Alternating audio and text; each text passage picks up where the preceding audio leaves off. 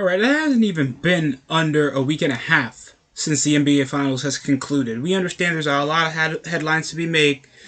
In the middle of the week, we'll be having the NBA draft for the 2023 draft class, knowing Victor Wembanyama is going to be possibly going to the San Antonio Spurs. They'd have the number one pick of the NBA draft.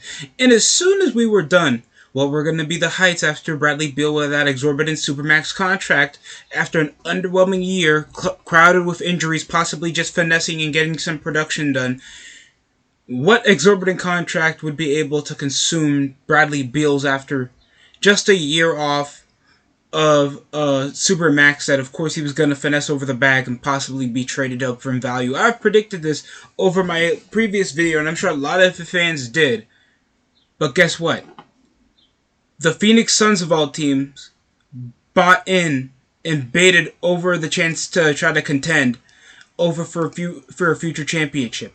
And this was after a three-way trade. There hasn't been a recorded NBA trade since the Kevin Durant trade from Brooklyn to Phoenix that included Jay Crowder, like 4 or 5 different second-round directed picks.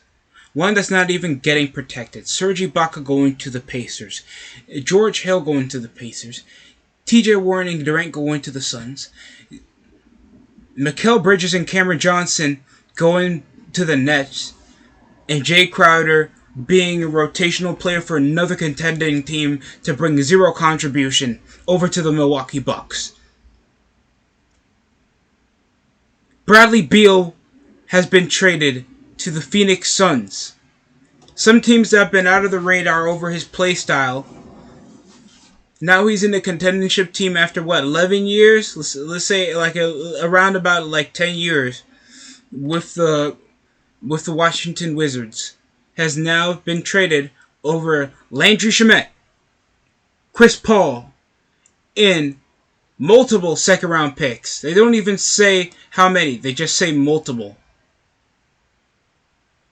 So it's either the total of fucking remainder of second round picks they have over for this decade, or else we're just getting a complete hogwash of a season.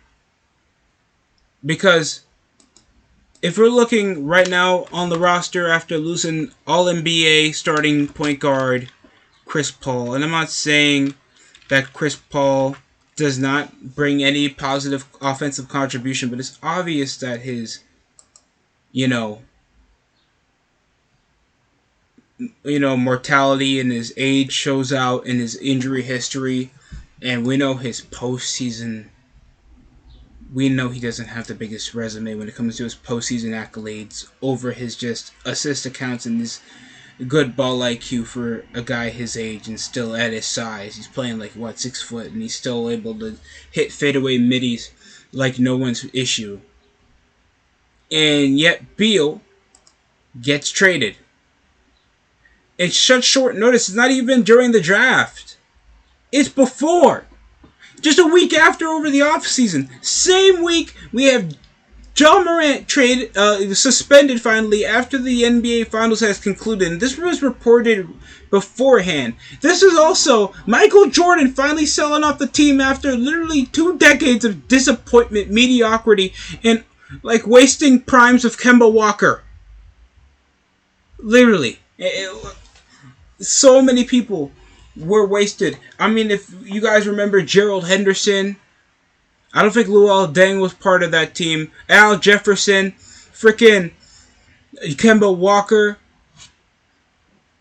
getting that absorbent contract over to Nicholas Batum, giving a max contract to a washed all-star like fucking Gordon Hayward, and then we get fucking LaMelo Ball that's been the only mainstream upside, all because he's a young, exciting player. And I'm saying there's no issue with that. But just aside, over this offseason, so much cap aside after, Chris Paul is now gone. That's gonna issue off the distribution. And that's going to be also a positional thing, because guess what? Devin Booker plays the two guard position, so does Bradley Beal. So how is this going to be formatted? I mean, the upside, Landry Shamet has played for a bunch of mediocre contending teams. So him going over to Washington to get some decent minutes would possibly be in an upswing. But I guess be fair, I guess they're rotating. They're keeping Booker at the 2 and playing Torrey Craig possibly, and this is stretching it. Torrey Craig is going to be a bench. Or Torrey Craig is going to move over to the 2. Booker can move the ball, and they can move Beal at the wing. So they can have somebody to move out. Because Beal, very good off-ball player, and can make whenever he can. And you got 2 great catch-and-shoot artists like Kevin Durant and Beal.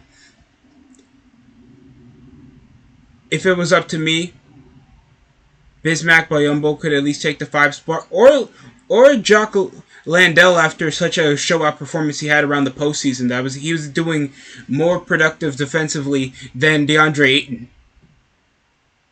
But that's literally what we're getting. Hopefully we can get something off Damian Lee that I think we only know because he's related to Steph Curry, or Darius Bazley that was traded from the Oklahoma City Thunder that we thought would have some upside. Terrence Ross and TJ Warren, I don't think they contributed that much since the trade. And people were really excited to get Terrence Ross because, he was an exciting wing player that people thought had wasted his prime over when he was in Orlando and Toronto, and he's finally over in a contending team that they would use his scoring contributions a lot more for the Phoenix Suns. So, yeah, this caught me off guard. And we got 3 established All-Stars out of Devin Booker, Kevin Durant, and now Bradley Beal. Huh. I can't wait for a second round exit of the degree. Oh, and DeAndre Ayton's there. So, you guys tell me how you feel down below about this trade. I'm about to take some Motrin right now, because I'm shocked that this trade even happened. Thanks for watching Sidelines Productions. Hope you guys had a wonderful Father's Day. You fathers deserve it. And that's it for me.